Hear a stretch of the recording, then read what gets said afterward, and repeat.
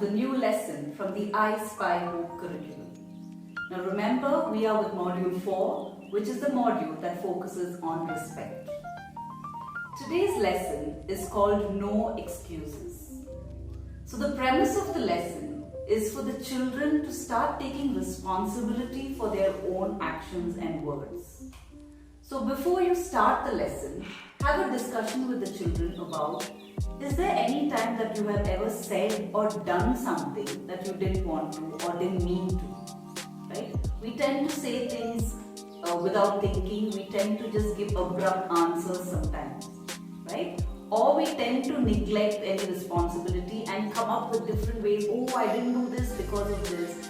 I didn't finish my homework because of this. Oh, this broke, but it was not my fault. It was somebody else who did it. We all have this narrative that always comes immediately, right? So today's lesson is all about teaching them that yes, we are not going to give any excuses anymore. We are going to start taking responsibility for our own actions and our own words. Have this discussion, have an interactive discussion where everybody gives their different opinions and different points of view. And then introduce the worksheet to them. So divide the entire class into smaller groups. This is a group activity.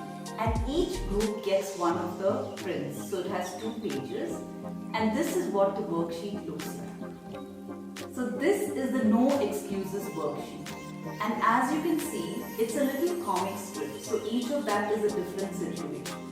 Now for your reference, we've also given an example saying that this is how you need to change the narrative or change the way that you respond to a particular situation.